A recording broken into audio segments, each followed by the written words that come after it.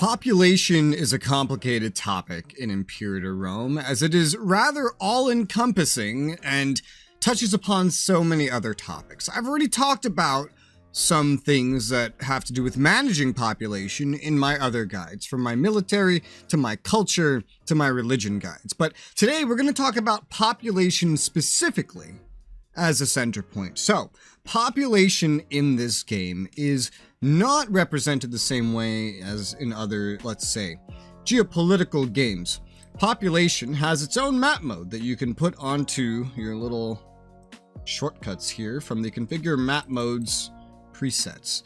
And as you can see, where it is brighter, there's more pops. Where it is darker, there's less pops. And it will even list out the different kinds of populations located at wherever you are looking at. You can also get this information by zooming in on a location. Well, you don't really have to, you just have to pull this up, click on it, and you'll see the amount of pops there, as well as those different types of pops right here as well, those different classes of pops. If you hover over it, you can get even more information on the exact pops that are there, such as their religion and culture. So there are 6 Hellenic, that's the religion, Roman, that's the culture, here. There's 1 Hellenic Etruscan and a Druidic Vindalician. I can also hit view pop information here and then get that same exact sort of information here, but I can get more of a imagery based list here, as well as other stats such as how happy they are, which is visible here, but it's all encompassing of that class, whereas this shows the happiness of every specific culture and religion combination of pop here. As you can see, a pop is a unit of population, not necessarily one-to-one with any real-life measurement of population. It is more a resource in a way. Based on the ruling culture and religion of a nation that a pop is located in, a pop can assimilate one at a time in any location with a number of modifiers that affect this. I go over this really in depth in my culture management guide in the playlist in the description. I'd recommend looking there if you want to go over the strategies of how to manage them. And then same thing in my religion guide for religious conversion here. Each pop can convert from a non-state religion one at a time in every territory in the game, just as with culture, only from non-state to state. It's a little more complicated with culture because you can integrate other cultures, which we'll mention in a little bit. An integrated culture never assimilates, but nothing ever assimilates to it. It's only non-integrated to main culture, and then not state religion to state religion. There is no way to integrate other religions, though having majorities or sizable minorities of other religions can give you certain bonuses, which we will touch in a bit.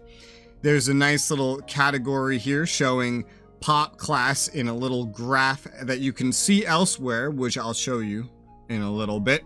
And you can even see when pops are demoting, and pops can demote if there isn't a demand for them. And yes, there's a demand for pops, and you can actually see it right here. We're just looking at a normal territory, so it's going to favor the poorer freemen and slaves for money making. You see there's a very small, modest desire for some citizens here as well. This is because every pop does something different.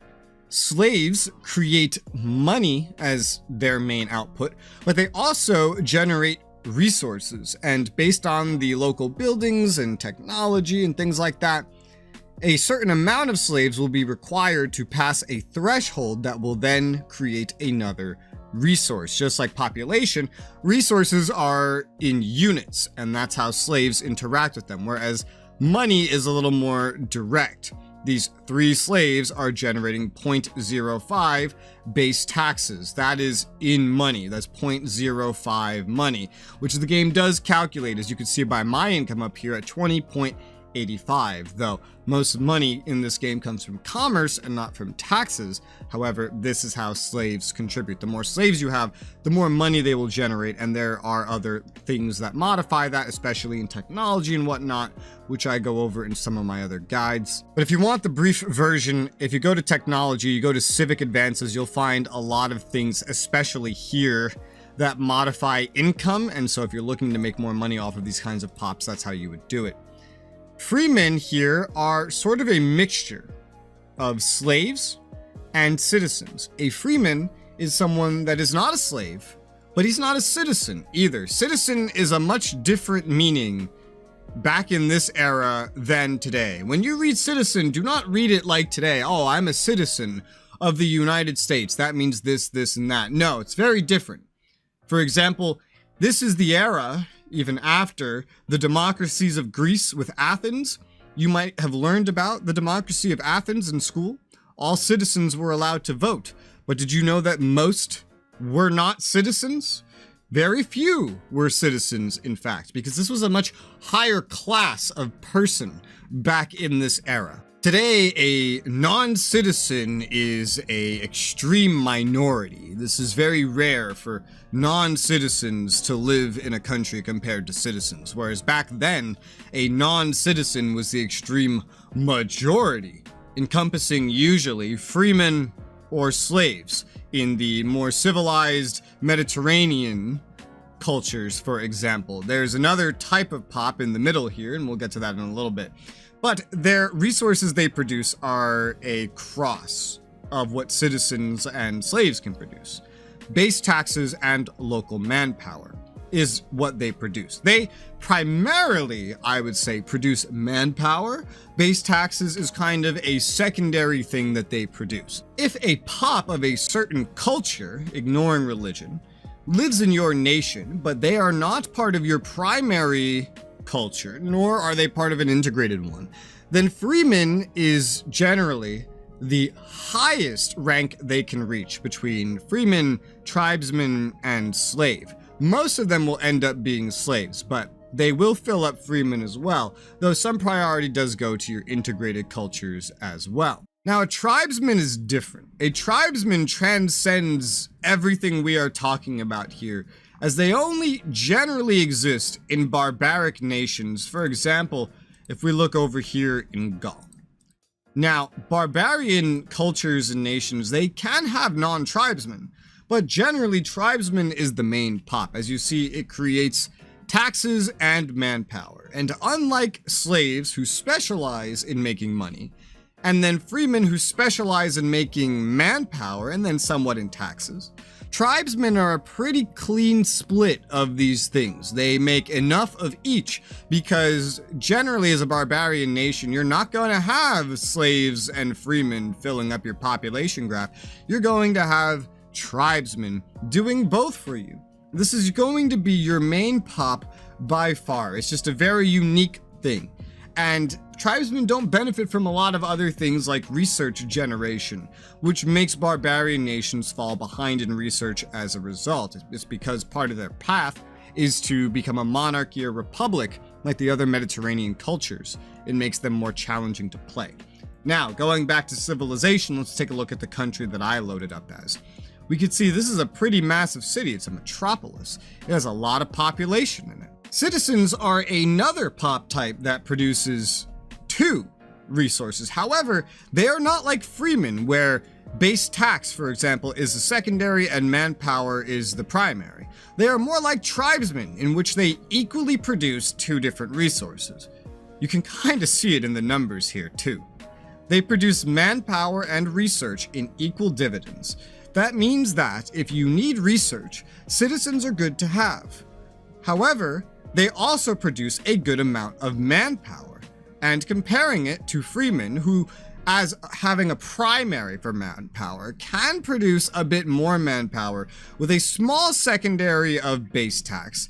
Still nothing compared to slaves. You see 8 slaves producing more base taxes, slightly, roughly around the same amount as 31 freemen here in my city. Citizens can produce still an amazing amount of it, and you won't lose very much money by not having the freemen here instead. and a decent amount of research points, though it is not their main production. It is an even split, just like those tribesmen. Now, to become a citizen or above, a pop must be integrated. Now, let's talk about that real quick before I move on to nobles. So if you look at your culture tab here, you can once again see every kind of pop you have, as well as see the exact demographics if you hover over. You can see another graph here of their religions and the cultures within those religious groups, as well as the happiness of your primary culture and the total number of pops. There are other places to see this, but that's not what we're going in depth on today. You could sort by happiness and total amounts of pops in a given culture. And then there are the civic rights, which we will sort by right now. Civic rights and integration are very tied together. If a culture is not integrated, as I mentioned, the highest right, the highest pop type that culture can reach is going to be a freeman. Now, you can change this. If you change civic rights, you can say that you want that to actually just cap out as being a slave. Now, this won't make them very happy or very productive because you're imposing slavery. You're limiting what they can do. There are some reasons to use this, and I talk about strategies in the culture guide. Not here. If you limit them even to tribesmen in this situation, it counts as disenfranchisement. They'll be a little unhappy for about 10 years. But this is the default for unintegrated populations. Now, if you want to integrate a population, you have to set whether or not they're allowed to go up to either citizen or to noble. There is no immediate difference in granting either one of these, except for the fact that your primary population, which is generally in the long run going to end up being the largest culture demographic in your nation, defaults to nobles. The higher ranking someone is, no matter what, not by what they're granted to be, but what they actually achieve based on demand. Demand for these different pop types, by the way, which is determined by the buildings that are present and whether you're on a settlement or a city, for example. If a pop is a noble, that pop will be much happier. Therefore, if you allow a culture to become a noble rather than a citizen, then overall that pop will end up being, that pop group, that culture, will end up being a bit happier as they can ascend to greater heights than just citizen. However, since your primary culture is so important, you could potentially leave that as your only noble. Regardless, you only need to promote a civic right here of a culture to citizen to achieve integration and to allow that culture group to promote beyond freeman. Noble is completely optional and it comes with different decisions that you can use on your different cultures, but which one you pick is up to you. That integration status, as I mentioned, will stop assimilation of that culture type. But if you do want non-primary culture pops to ascend beyond freeman, this is where you would grant it. Nobles, on the other end, are also only producing one type of resource, and that is research points. And they produce a lot of it. It is their primary and only production, just like slaves. Although slaves can also create resources, but that aside, as you can see here, the production of 14 nobles making research points can compete with 38 citizens. There are many different bonuses and buildings that influence all of this. I have a buildings guide as well to go over some of those things here. But that is the different class types, the cultures, and how that part all works.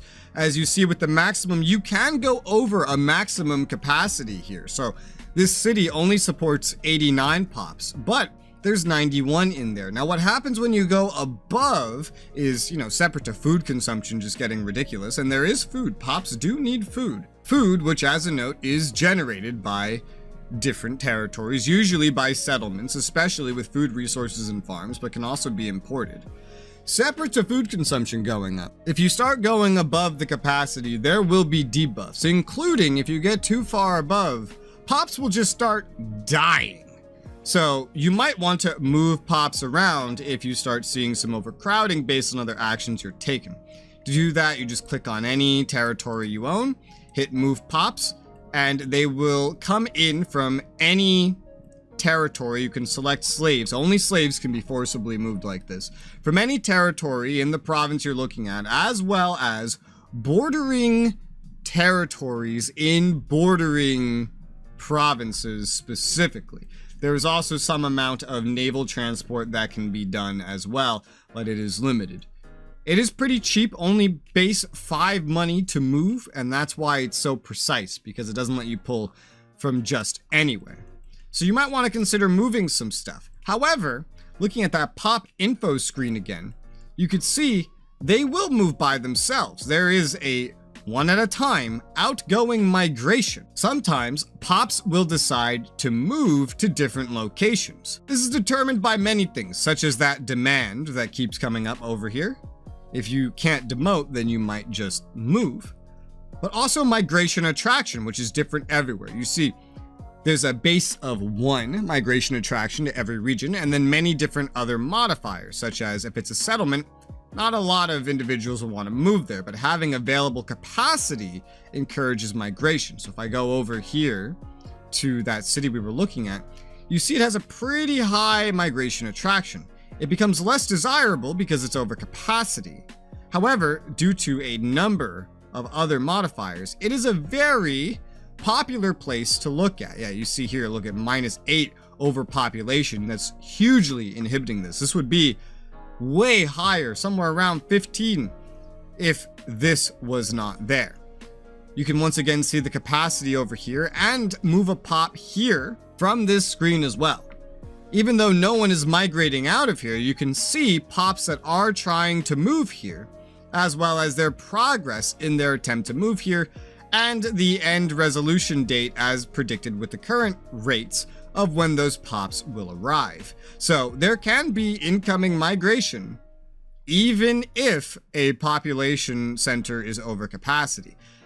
And then every single territory can grow new pops. They have to come from somewhere, right?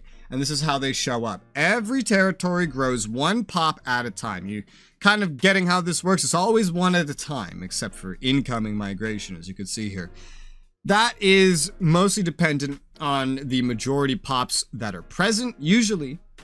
But you see overpopulation can influence the growth rate. There's tons of modifiers that can affect growth that it will list out for you as well as entire tech trees, namely and religious advances, for example. There's tons of little bonuses for national pop growth here and here that will affect pop growth pretty much everywhere. These all grow at different rates.